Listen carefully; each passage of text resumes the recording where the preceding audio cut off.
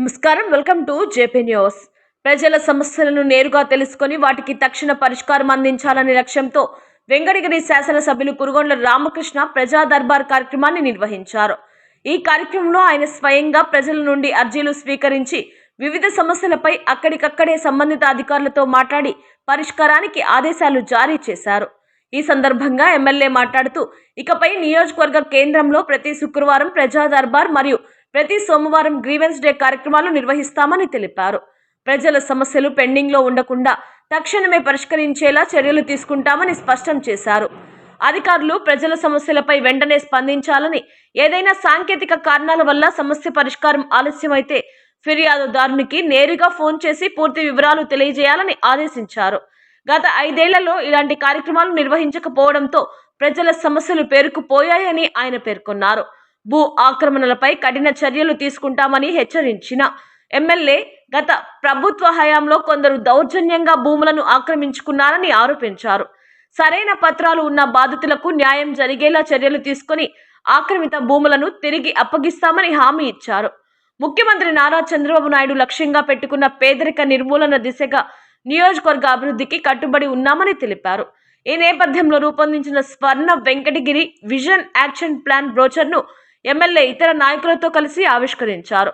ఈ కార్యక్రమంలో AMC chairman Ponugoti Viswanatham, మాజీ ఏఎంసీ చైర్మన్ పులుకొల్లు రాజేశ్వరరావు, పట్టణ అధ్యక్షులు అవ్వారు సత్యనారాయణ, మాజీ municipal vice chairman Beeram Rajeswararao, రాష్ట్ర చేనేత డైరెక్టర్ శ్రీరామదాసు గంగాధర్, ఆ పార్టీ ఇతర జిల్లా, పట్టణ, రూరల్ కమిటీ నాయకులు, కార్యకర్తలు, వివిధ శాఖల అధికారులు మరియు ప్రజలు పెద్ద సంఖ్యలో పాల్గొన్నారు.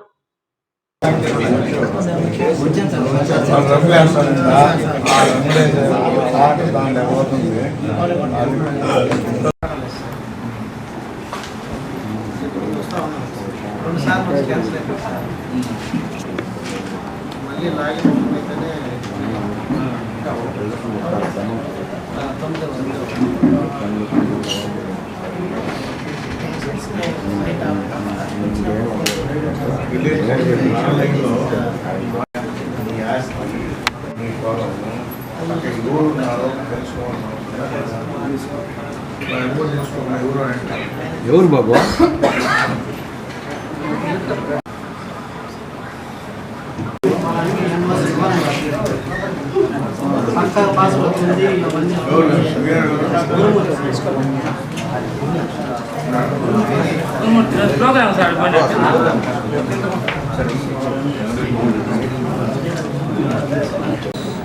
ప్రతి శుక్రవారం కూడా ప్రజా దర్బారు, ప్రతి సోమవారం రోజు గ్రీవెన్స్ డేగా గుర్తించి ప్రజల సమస్యల్ని పరిష్కరించే విధంగా త్వరితగతిన పెండింగ్ లేకుండా అధికారులు కూడా వీటిని స్పందించి వెంటనే ఇవన్నీ పరిష్కారం చేయాలి. మనం చేయలేనిది ఏదైనా ఉంటే వాళ్ళ ఫోన్ నెంబర్ కూడా ఉంది, వాళ్ళని పిలిచి ఫోన్ చేసి ఈ కారణం వల్ల దీన్ని చేయలేకుండా అని చెప్పిన కూడా వాళ్ళకి క్లారిటీ ఇవ్వాలి. ఎందుకంటే గత ప్రభుత్వంలో 5 సంవత్సరాలు ఇలాంటి కార్యక్రమాలు ఏవి జరగల కాబట్టి ప్రజలు సమస్యలన్నీ కూడా పేరుకుపోయి అవన్నీ కూడా ఈరోజు ఈ ప్రభుత్వం వచ్చిన తర్వాత చంద్రబాబు నాయుడు అందరికీ అందుబాటులో ఉండి సమస్యలు లేకుండా అందరూ హ్యాపీగా ఉండాలి, ఈ రాష్ట్రాన్ని పేదరికం లేని రాష్ట్రంగా చేయాలన్నదే మన ముఖ్యమంత్రి ముఖ్య ఉద్దేశం. అందులో భాగంగానే ఇవన్నీ కూడా పరిష్కరించి ల్యాండ్స్ కానీ ఇప్పుడు చూస్తూ ఉంటే ల్యాండ్ మీద ఒకరున్నారు, పేపర్ ఒకరి దగ్గర ఉంది.